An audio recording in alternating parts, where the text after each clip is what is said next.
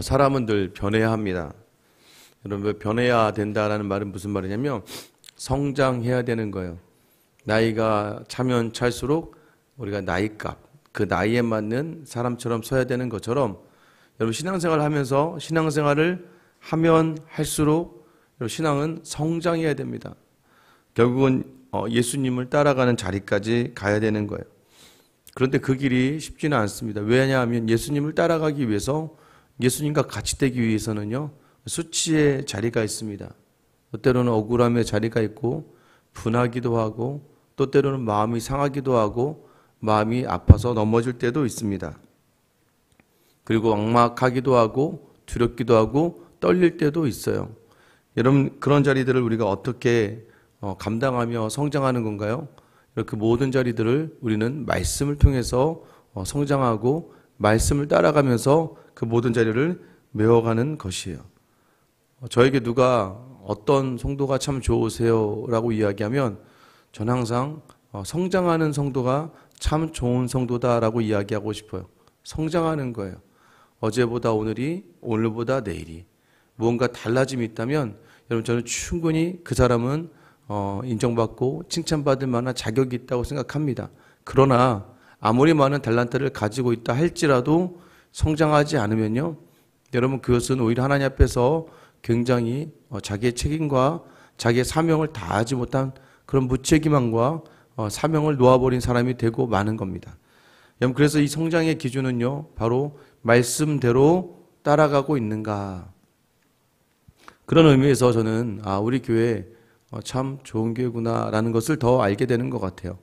왜냐하면 계속해서 하나하나 뭉쳐져 가고 또 하늘 향해 온전히 나아가는 자리에 서 있다는 것이죠. 이번 단기 선교를 통해서도 그런 은혜들을 많이 경험하는 것 같아요. 제가 마지막 날 저희 아이들에게 중고등부 아이들에게 제가 사실은 이런 고백을 했습니다. 사실 나는 단기 선교를 가기 전에 너희는 나에게 짐이었다라고 얘기했어요.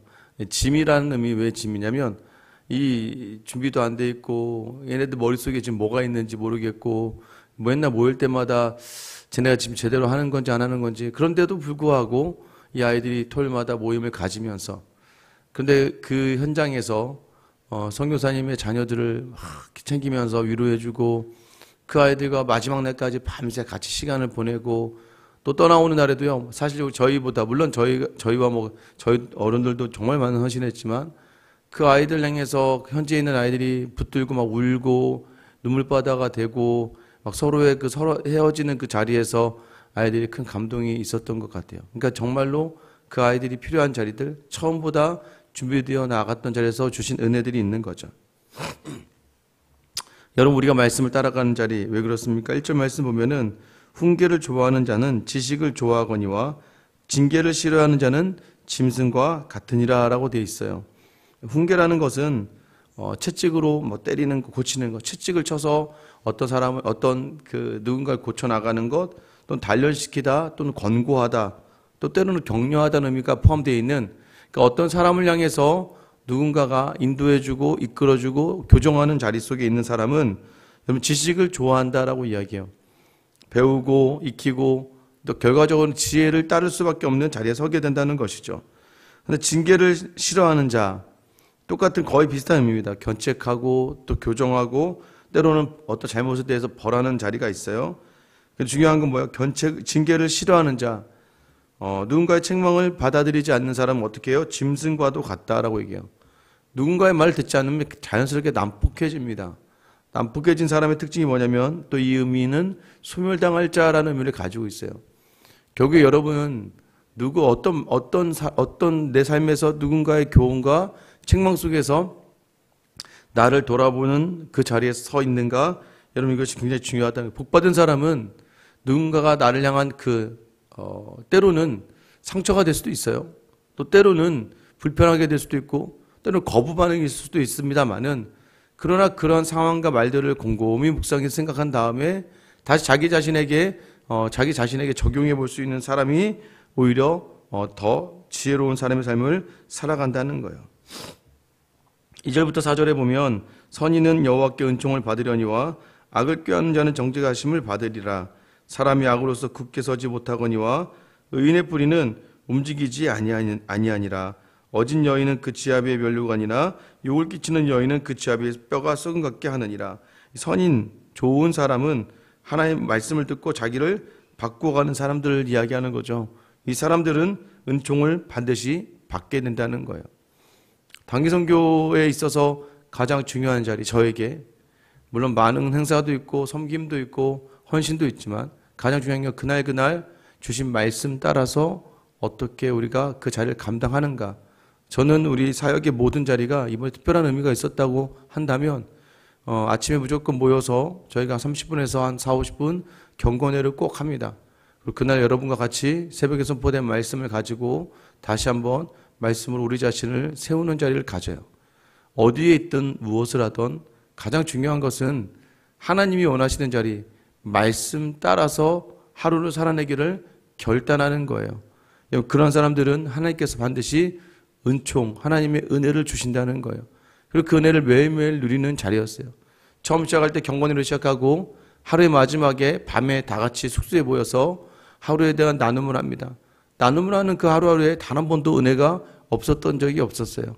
우리가 생각하지 못했던 또 올라온 은혜들을 주시고 우리가 계획하지 못했던 일들을 열어주시는 것을 아침에 말씀 속에서 말씀으로 결단하고 말씀으로 살아내는 우리에게 경험하게 하신 것처럼 오늘의 삶이 마찬가지입니다.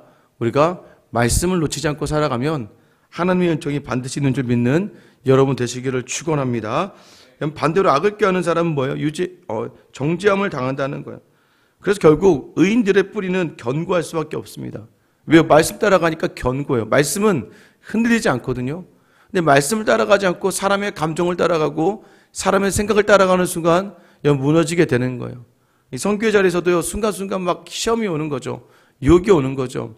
삶의 자리도 마찬가지입니다. 여러분, 말씀대로 말씀 따라가려고 하면 흔들리지 않는데 이 말씀이 쇠해져 버리면요, 어떻게 됩니까? 그러면 우리도 모르게 자꾸 흔들려요.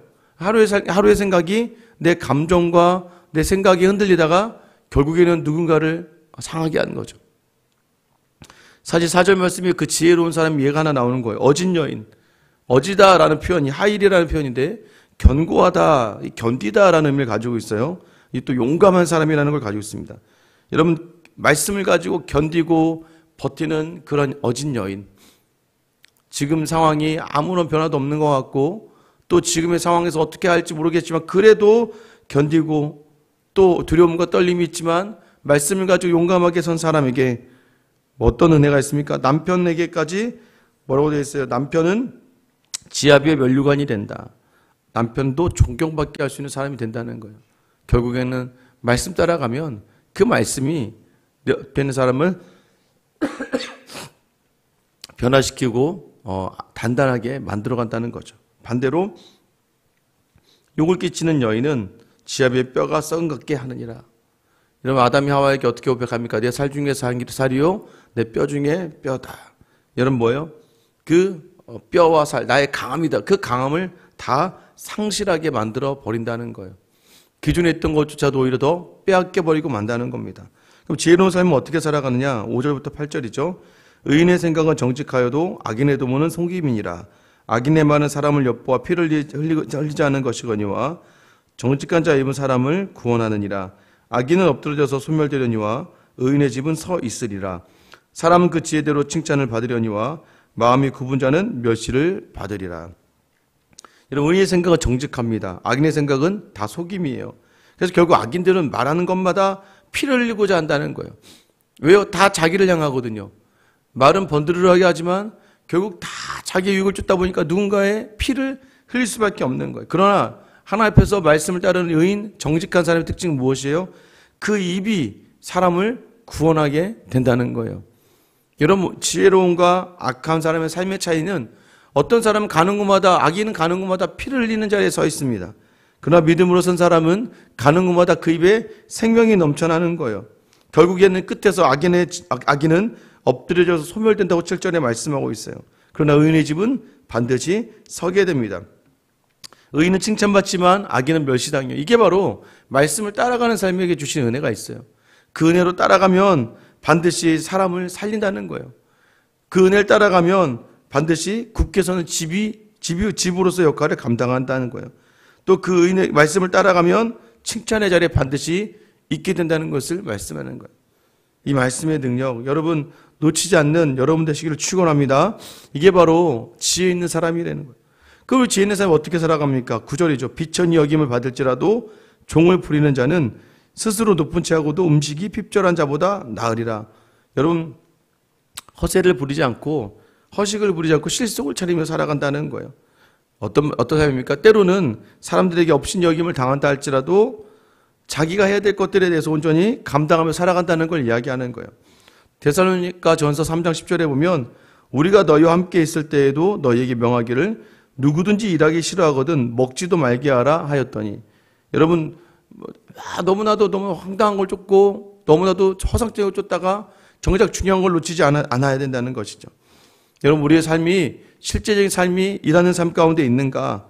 여러분 허식과 허세와 체면을 부리다가 무너지는 인생이 되면 안 되겠죠. 10절에 보시면 의인은 자기의 가축의 생명을 돌보나 악인의 궁율은 잔인하니라. 의인은 뭐예요? 자기 가축의 생명을 돌본다. 이 표현은요, 자기 가축에 필요한 것을 구체적으로 안다라는 거예요. 여러분 그 당시에 설마나 뭐 가축을 향해서 지금처럼 강아지 고양이 키우면서 가족처럼 대하겠습니까? 그런 건 아니죠. 여기서 의미는 뭐예요? 자기가 키우고 있는 가축이 무엇을 필요한지 구체적으로 알 만큼 배려하고 돌아보고 이해 깊게 그 자리를 감당한다는 것이죠. 뭐요? 그 작은 생명에게조차, 보잘것 없는 가축에게조차도 이렇게 할진데 하물며 사람에게 어떻게 하겠습니까?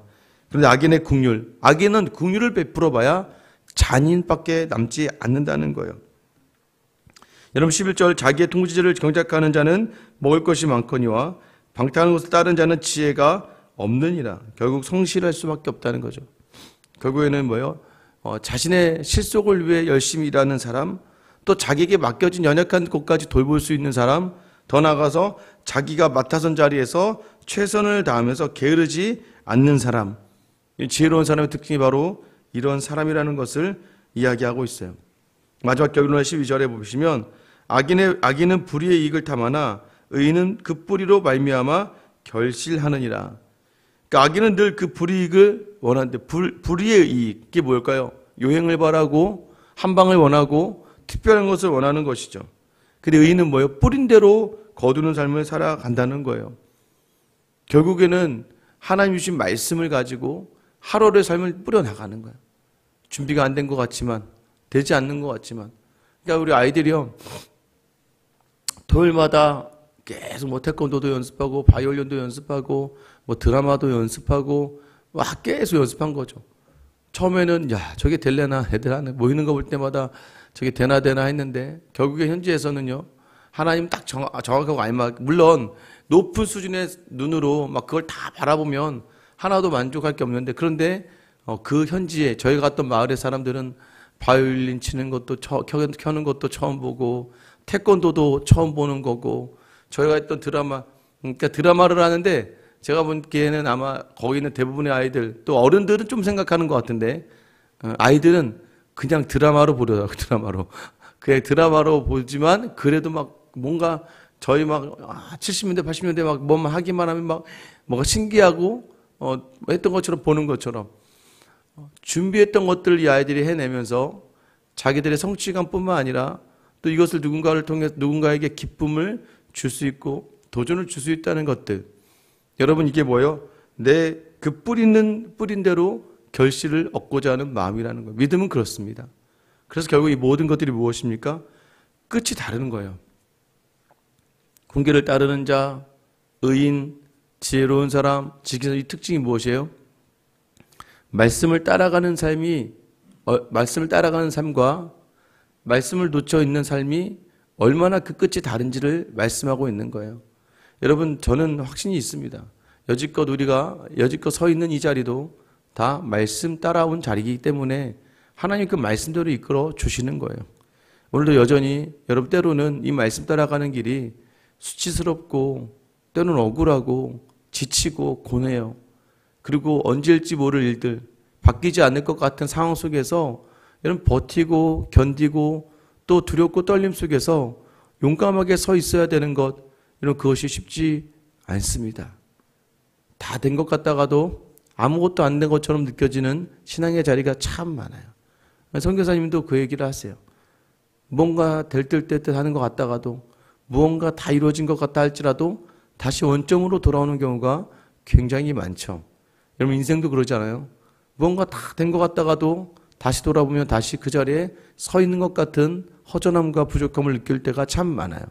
그럴 때 여러분 그때가 또 버티는 겁니다. 말씀을 가지고 버티고 인내하면 우리에게 허락하시는 그 끝은 바로 하나님의 은총으로 가득할 줄 믿습니다. 그 은혜가 저 여러분에 있게 되기를 예수님의 이름으로 축원합니다. 기도하겠습니다. 여러분 반드시 끝끝이 다른 거예요. 기억하셔야 돼요. 말씀을 따라 나아가는 삶. 말씀을 놓치니까 자꾸 무너지잖아요. 왜? 사람을 보다 무너지고요. 상황을 보다가 무너지고 말아요. 근데 여러분 말씀을 붙들면요. 그 말씀이 우리를 인도합니다. 그 말씀의 끝은 우리에게 하나님의 은혜에 담긴 좋은 결말을 허락하여 주시는 거예요. 여러분 이 시간 다시 한번 결단하셔야 됩니다. 주님, 또 말씀을 놓치고 방황하고 넘어지는 인생이 아니라 하나님 주신 이 말씀 붙들고 오늘도 견디게 하시며 버티면 반드시 은총을 더해 주신 하나님을 기대하며 나아간 하루가 되게 달라고 여러분 기도해 주시고요. 오늘 선교사님이 기도하실 때 박수희 선교사님, 다행히 어머니께서 받은 수술 또 그 결과도 좋아서 이제 감사하고 있지만 여전히 아버지 어머니 또 언니의 그 병중에 연약한 몸을 주님이 치유해 주시고 문득 그런 생각도 들었어요.